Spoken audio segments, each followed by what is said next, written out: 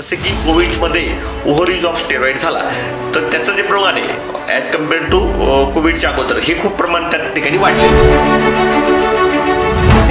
बरंचसं बोललं जातं की हिप रिप्लेसमेंट वगैरे किंवा सर्जरी वगैरे, तर हे करणं गरजेचं आहे. भरतीची तयारी करतात मुलं किंवा जे जिम मारतात किंवा हेवी एक्सरसाइज करतात तर त्यांच्यामध्ये प्रोटीन वगैरे, प्रोटीन शेक वगैरे बॉडी बनवण्यासाठी, तर त्यामध्ये सगळेच नाही पण काही कंपन्या आपल्या याच्या प्रोडक्ट वाढण्यासाठी त्यात काहीतरी प्रमाणात स्टेरॉइडचा यूज करत असेल. तर एव्हियन म्हणजे अव्हॅस्क्युलर नेक्रोसिस. त्यामध्ये नेक्रोसिस शब्द म्हणजे काहीतरी गोष्ट कुजणे, सडणे. आम्ही 24 आवर्स आपण पेशंटला त्या ठिकाणी सेवा त्या ठिकाणी देतो. काही डिफिकल्टीज असेल किंवा आमच्याकडं जर आमच्या हॉस्पिटलला जी ट्रीटमेंट असते आम्ही 7 दिवस त्या ठिकाणी ठेवतो. आम्ही गुगलवर पण सर्च केलं, आमची वेबसाईट पण गंगा हॉस्पिटल. तर हे कोणत्याही पद्धतीने तुम्ही आमच्याशी अप्रोच होऊ शकतात.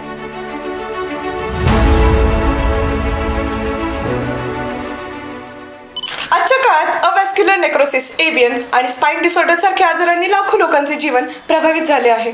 साधारणपणे या आजारांवर उपाय म्हणून शस्त्रक्रिया हा मार्ग मानला जातो, पण आयुर्वेदाने यात नवी आशा निर्माण केली आहे आणि याच दिशेने महत्त्वपूर्ण योगदान देत आहे Ganga hospital AVN spine care centre, चिखलीचे संस्थापक आणि आयुर्वेदिक वाचस्पती डॉक्टर पंढरी उत्तमराव इंगळे, जे आज आपल्या पॉडकास्टचे खास पाहुणे आहेत.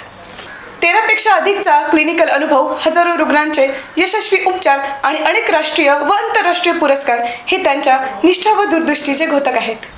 पंचकर्मा, न्यूरोथेरपी आणि औषधी वनस्पतीच्या मदतीने डॉक्टर इंगळे यांनी एव्हियन आणि स्पाइन डिसऑर्डरच्या नॉन सर्जिकल उपचाराला एक नवीन दिशा दिली आहे.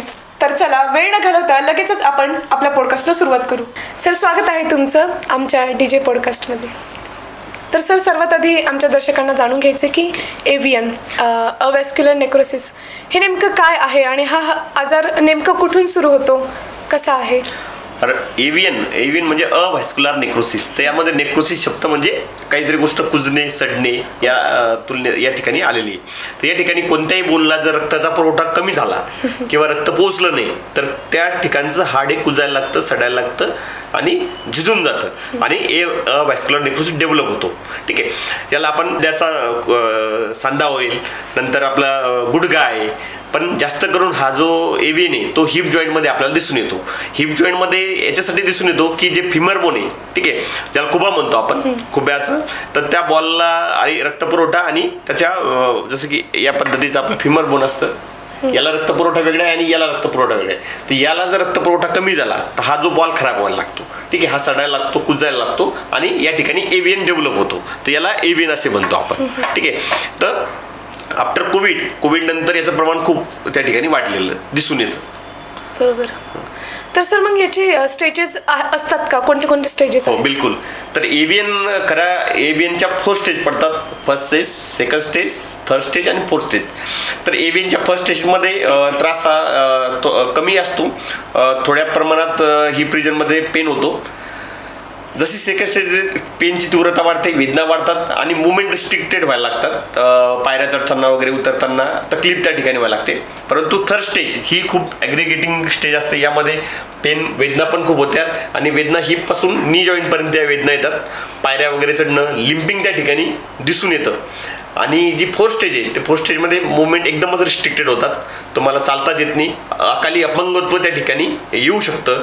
मुवमेंट पूर्ण हिप जॉईंट हा एकदम स्टिफ होऊन जातो आणि कसल्याच प्रकारच्या मुवमेंट त्या ठिकाणी होत नाही. तर ह्या इव्हेंटच्या 4 स्टेजेस त्या ठिकाणी आलेल्या आहे. पुन्हा आपण 1 बाय 1 एक स्टेज मी पूर्णपणे तुम्हाला सविस्तरपणे सांगेल. ओके.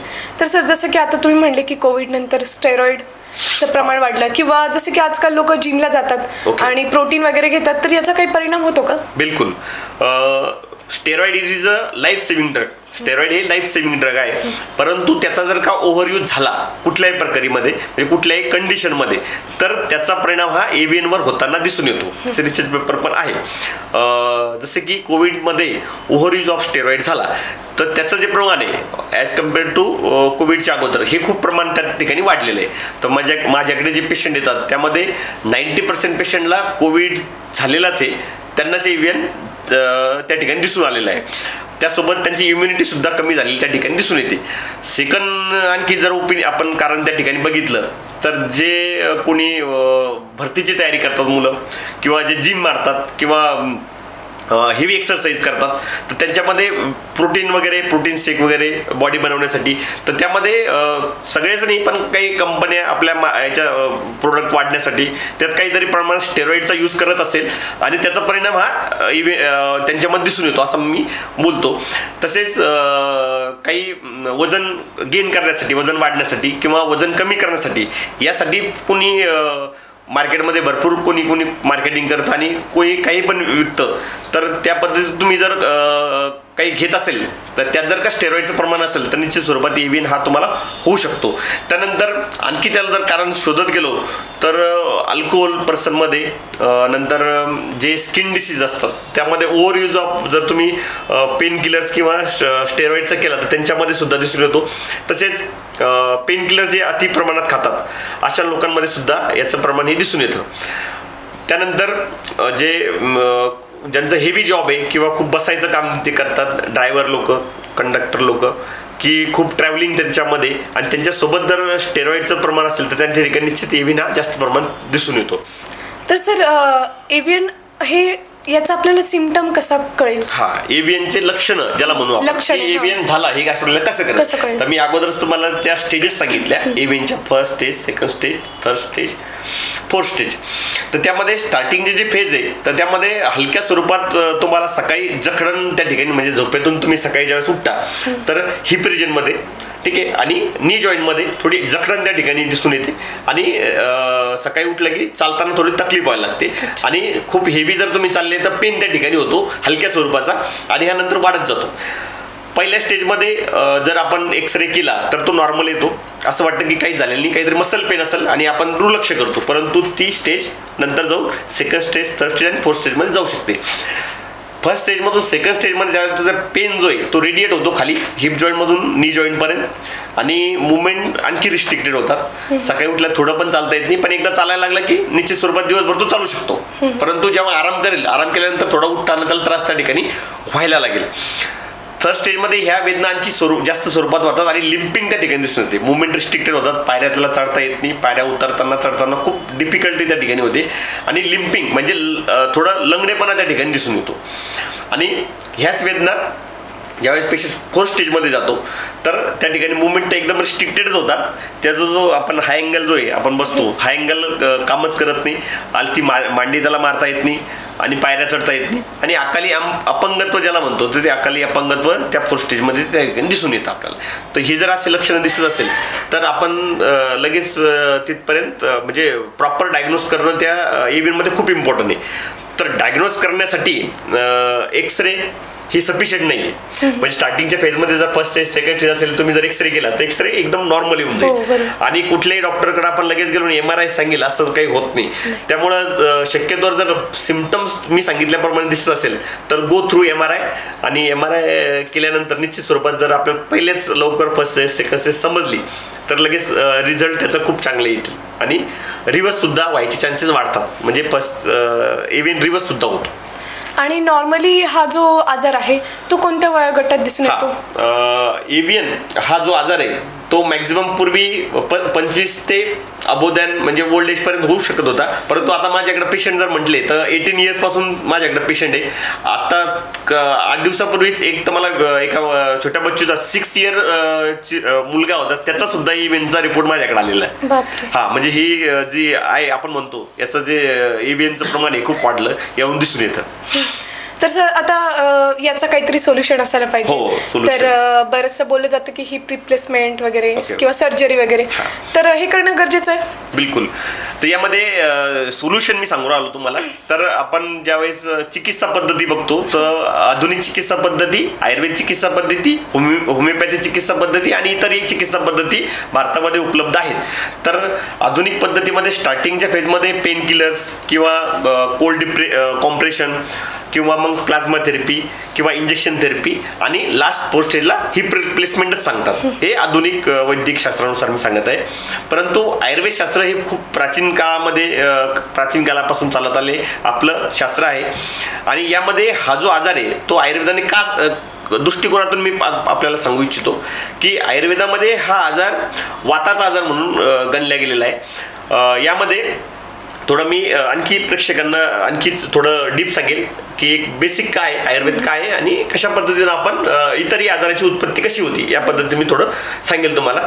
या ठिकाणी वात पित्त कफ हे 3 दोष राहतात आपल्या शरीरामध्ये.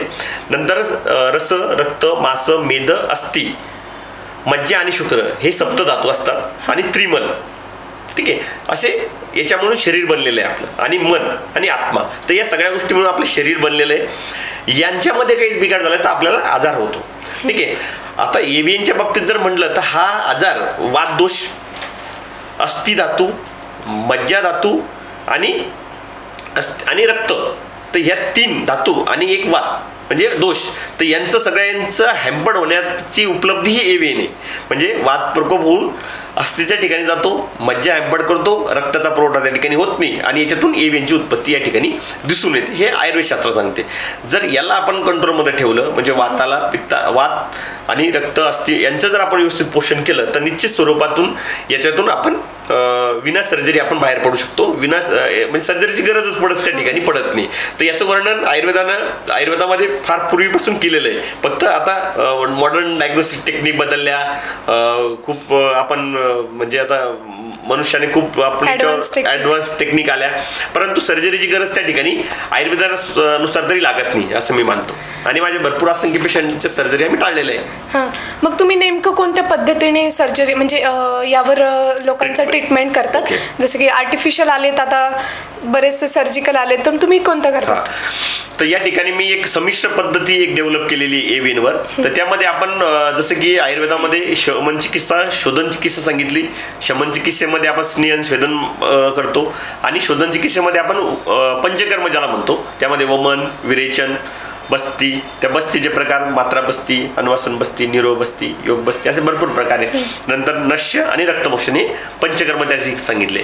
परंतु एव्हीएनमध्ये आपण पूर्वकर्म म्हणजे स्नेहन स्वेदन सोबत पंचकर्मामधले काही बस्ती सोबत इन्स्टंट पेन रिलीफ बनवून आपण विद्धकर्म अग्निकर्म रक्तमोक्षण लीच थेरपी नंतर सोबत आमची एक न्यूरोथेरपी आहे. तर न्यूरोथेरपी खास करून स्पाईनवर आपण काम करतो, कारण की स्पाईनच हा सगळ्या बॉडीचा आपलं मेन आहे. म्हणजे कोणतीही गोष्ट जर तुम्हाला आपल्याला जर कोणती काही झालं बॉडीला तर आपण डायरेक्ट सिग्नल स्पाईन थ्रूच ब्रेनला जातात आणि नर्व सप्लाय असेल ब्लड सप्लाय हे सगळं स्पाईनच्या कंट्रोलमध्ये असतो. तर या ठिकाणी आपण विशिष्ट पद्धती आपली टेक्निक आहे तर आपण त्याला दाब देऊन त्या ठिकाणी ब्लड फ्लो वाढवणं हे माझं त्या ठिकाणी प्रयत्न असतो की एव्हीएनच्या पेशंटमध्ये ज्या ठिकाणी ब्लड फ्लो कमी झाल्यामुळे हा एव्हीएन झालेला आहे त्या ठिकाणी ब्लड कसा वाढेल आणि रक्तपुरवठा सुरळीत होऊन एव्हीएन आपण रिव्हर्स करू शकतो ही ट्रीटमेंटचं गमक माझं त्या ठिकाणी आहे. आणि जर सुरळीत त्यामध्ये रक्तपुरवठा जर त्या ठिकाणी झाला तर एव्हीएन रिव्हर्स व्हायला लागतो. एव्हीएनची समोरची स्टेज आपण टाळली जाते आणि समोरची स्टेज जर टाळले गेले तर निश्चित स्वरूपात सर्जरीची गरज पडत नाही. तर या पद्धतीने आपण एक संमिश्र पद्धतीचं म्हणजे या ठिकाणी आधुनिक पंचकर्म प्लस न्यूरोथेरपी विद्धकर्म अग्निकर्म आणि त्याच्यानंतर सोबत योगा व्यायाम आणि आहार विहार या सगळ्या गोष्टीचं जर तुम्ही प्रॉपर आपण करून देतो आणि निश्चित स्वरूपाचे त्याचे रिझल्ट एकदम छान दिसून येतात. आता पेशंटचा सर्वात मोठा प्रश्न असा असतो की रिझल्ट कितपत येईल किंवा या डॉक्टरांनी आतापर्यंत किती लोकांचे ट्रीटमेंट केलेत यशस्वी किती, तर मग असं एखादी यशस्वी रिकव्हरी झालेली स्टोरी आम्हाला शेअर करू शकतो? भरपूर साऱ्या म्हणजे या ठिकाणी भरपूर पेशंट माझे युट्यूबला खूप सारे व्हिडिओज आहे एव्हीएनच्या रिलेटेड.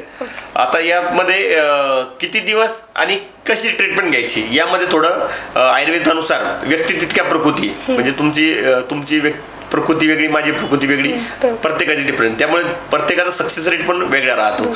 जर तुम्ही फर्स्ट स्टेजमध्ये माझ्याकडे आला तर निश्चित स्वरूपात आपण सेकंड स्टेजमध्ये जाण्यापासून रोखू शकतो, थर्ड स्टेजमध्ये जाण्यापासून रोखू शकतो, फोर्थ स्टेजमध्ये जाण्यापासून. जर तुम्ही फोर्थ स्टेजमध्ये माझ्याकडे आला तर फोर्थ स्टेजचा रिकव्हरी रेट हा थोडा वेळ लागेल, परंतु निश्चित स्वरूपात ऑपरेशनची गरज पडणार नाही.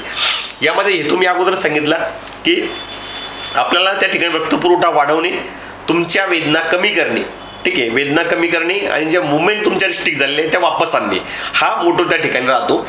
नंतर बोन भरून येईल, त्याला वेळ लागणार आहे. ती प्रोसेस थोडी लेंदी आहे, परंतु निश्चित स्वरूपात मॉडर्न सायन्समध्ये जितका पेन किलरना आराम पडणार नाही त्याहीपेक्षा जास्त टक्क्यानं आपल्या आयुर्वेद न्यूरोथेरपीचा रिझल्ट त्या ठिकाणी आहे.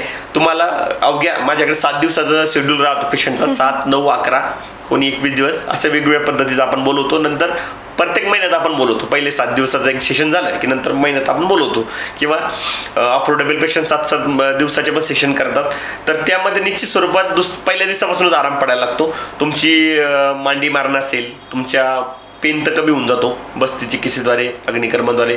नंतर तुमच्या मुवमेंट ह्या वापस येतात आणि 7व्या दिवसानंतर पेशंट बऱ्यापैकी म्हणजे एकदम त्याला कधी कधी एखादा काही पेशंट, आता एक माझ्याकडे मुलगा होता, त्याला तेच जिमचं प्रोटीनमुळे त्याला 24 वर्षाचाच होता, त्याला जवळपास 2 वर्षापासून एविन होता, थर्ड स्टेज होती आणि मागील 2 वर्षापासून त्याला मांडी मारलेली नव्हती. तर अवघ्या 3ऱ्या दिवशीच त्याने एकदम चांगली मांडी मारली आणि व्यवस्थित त्याला वाटलं आणि आज तो एकदम ठणठणीत ते चांगला आहे. आता रिव्हर्स MRI होणं याला वेळ लागतो, ठीक आहे, कारण की ही प्रोसेस अशी असते की ऑलरेडी तुमचं बोन झिजायला जवळपास 2-3 वर्ष झालेलं राहतात आणि ते पुन्हा रिजनरेट करणं, ते भरून येणं. आयुर्वेदामध्ये त्याचे पुरावे उपलब्ध आहे की बोन रिजनरेट होतं. पुनर्नवासारखे पुनर्नवादी गुगुले, गुडूची आहेत, अशा खूप साऱ्या वनस्पती की जे आपली बॉडी रिजनरेट करण्याचं सामर्थ्य आयुर्वेदामध्ये. रसायन चिकित्सा मुळात त्याच्यावरच डिपेंड. आमची एक रसायन चिकित्सा आहे आयुर्वेदाची, ती रसायन चिकित्सा मुळात पुनर्जीवन करण्याचं काम त्या ठिकाणी करते. तर या सगळ्याचा पुरावे शास्त्रामध्ये आहे आणि ते निश्चित स्वरूपात होतात, पण इट टेक्स टाइम, ठीक आहे. परंतु ज्या गोष्टी आपल्याला पाहिजेत किंवा आपलं पेन राहिला पाहिजे, आपल्या हालचाली आल्या पाहिजे, त्या नक्की 7 दिवसात तुमचे वापस येऊन जातात. आता सर हा एक ट्रीटमेंटचा पार्ट झाला, पण ट्रीटमेंट सोडून लाईफस्टाईल पण एक असतं नाही का, डाएट झालं, आपलं योगा झालं, तर मग या सगळ्या गोष्टी काय काय पाळायला पाहिजे, काय काय केलं पाहिजे? बिलकुल. आता ट्रीटमेंट चालू असताना आम्ही त्या हिशोबानं शेड्यूलच बनवून दिलेला राहतो. डाएट प्लॅन सोबत व्यायाम कोणते करावे. यामध्ये हा मी अगोदर सांगितलं वाताचा आजार आहे, सोबत अस्थि धातू म्हणजे बोन, नंतर मज्जा आणि रक्त हे सगळे दूषित झालेले असतात. यामध्ये अतिव्यायाम किंवा अति कोणतंही वर्क, तुम्ही अति स्ट्रेस असेल तो पण या ठिकाणी चालत नाही. त्या ठिकाणी आमच्या ट्रीटमेंट सोबत तुमचा आहार विहार खूप आहे. मीच नाही, इथे आयुर्वेदाने सुद्धा सांगितलं आहे की तुमच्या लाईफस्टाईलसाठी तुम्हाला आहार विहार, तुमचा योगा प्राणायाम या गोष्टी खूप इम्पॉर्टंट आहे. म्हणजे ज्यावेळेस माझ्याकडे पेशंट असतो त्यावेळेस 90% माझं काम असतं त्याला चांगलं करणे, 10%च त्याचे एफर्ट्स राहतात. परंतु ज्यावेळेस तो घरी जातो त्यावेळेस 10% माझी ट्रीटमेंट आणि माझी औषधी काम करतात, 90% त्याला एफर्ट्स द्यावं लागतात, म्हणजे खाण्यापिण्यापासून, चालण्यापासून, फिरण्यापासून. तर हे जर फॉलो केलं तर निश्चित त्याचे मिरॅकल्स म्हणजे चमत्कारिक रिझल्ट तुम्हाला दिसून येईल. पण त्यात जर तुम्ही काही गुंजाईश ठेवली तर मग रिझल्टमध्ये डिफरंट हे होऊ शकतं. तर सर काही लोक एव्हियनच्या भीतीमुळे ट्रीटमेंट घेत नाही किंवा बरेचसे गैरसमज असतात, तर मग यावर तुमचं काय म्हणणं? हां, यामध्ये गैरसमज 2-3 आहे की सगळ्यात महत्त्वाचा गैरसमज किंवा एव्हियनच्या कोणत्याही स्टेजला सर्जरीच लागते, हा एक गैरसमज आहे. दुसरी गोष्ट की पेशंट काय करतात की कुठंतरी एखाद्या आयुर्वेद कोणाला दाखवतात, एखाद्या झोला छापला, ते म्हणतात आम्ही आयुर्वेदिक मेडिसिन घेतलं, आम्ही खूप तिकडे जाऊन आलो, इकडे जाऊन आलो, आणि मग निश्चित स्वरूपात त्याला आराम पडत नाही आणि यांना शास्त्र खराब होतं. परंतु निश्चित स्वरूपात शास्त्रोक्त पद्धतीने तुम्ही जर ट्रीटमेंट घेतली तर निश्चित स्वरूपात विना ऑपरेशन या ठिकाणी माझ्याकडे असंख्य रुग्ण, तुम्ही अगोदर विचारल्याप्रमाणे हजारो रुग्ण आम्ही एव्हियनपासून मुक्त केलेले. मागेच आत्ताच माझं तुमच्या पुण्यामध्येच माझा आळंदीला कॅम्प झाला होता मेमध्ये.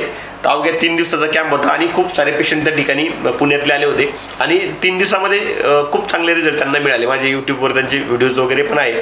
आता पण मी आळंदीला खूप मोठा कॅम्प अरेंज केलेला आहे 8 ऑक्टोबर ते 12 ऑक्टोबर दरम्यानमध्ये. तर त्यामध्ये मी आवाहन करेल पॉडकास्टद्वारे की तुम्ही जास्तीत जास्त एव्हियन रुग्णांपर्यंत हा व्हिडिओ जरूर पोहोचवा आणि ज्यांना काही असेल की त्यांनी वाटल्यास 1 दिवस येऊन ट्रीटमेंट घेऊ शकता, बघू शकता की आयुर्वेदाचे कसे मिरॅकल्स रिझल्ट.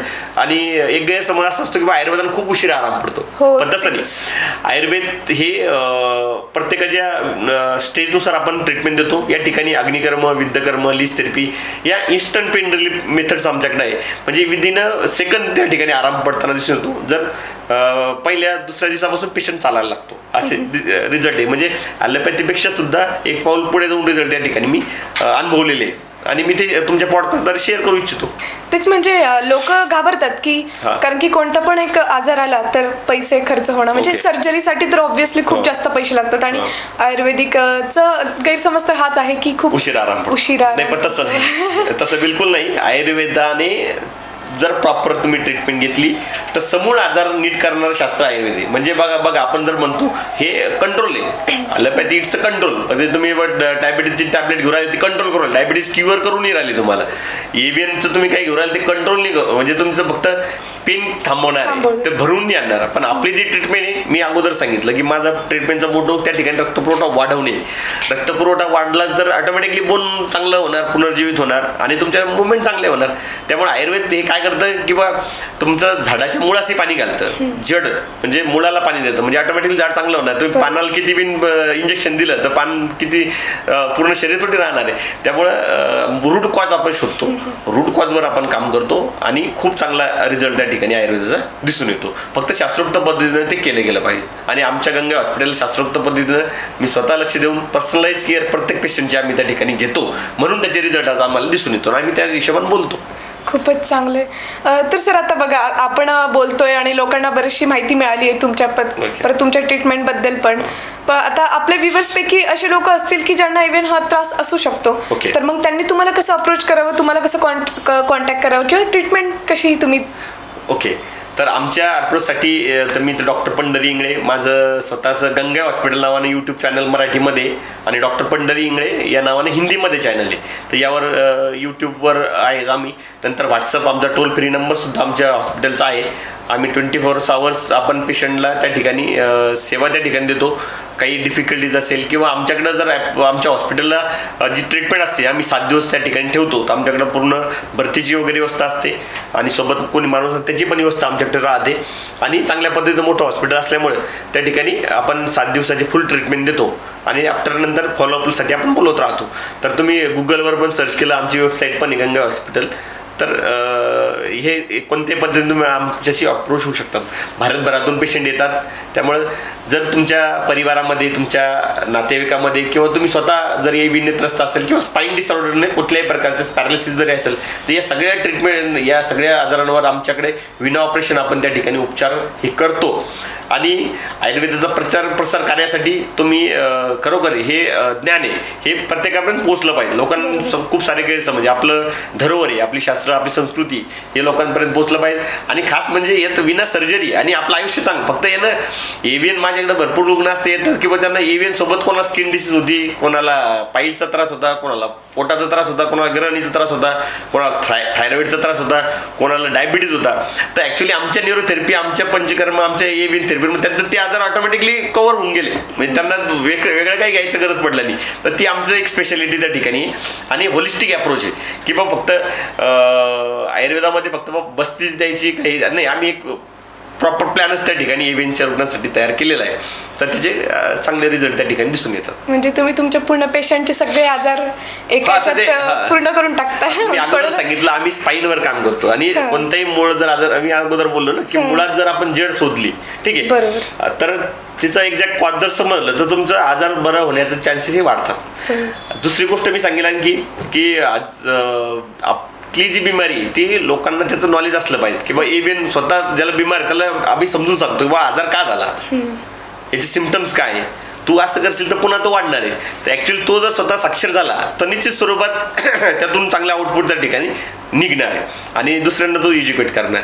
बरोबर. लॅक ऑफ नॉलेजमेंट आहे लोकांमध्ये, खेड्यापाड्यांमध्ये तर बऱ्याचशा गोष्टी नाही माहिती आणि त्या तुम्ही सांगतात खूप चांगली. आणखीन एक गोष्ट मी सांगू इच्छितो, तर यामध्ये हेवी एक्सरसाइज कोणी करतं किंवा कसं आमच्याकडे बिन पेशंट पहिल्या 1-2 थेरपीमध्ये चांगले होऊन जातात आणि त्यांना वाटतं आपण एकदम पूर्णपणे बरे झालो आणि ते हेवी एक्सरसाइज किंवा व्यायाम वगैरे करायला, तर ते अवॉइड करायचं आहे.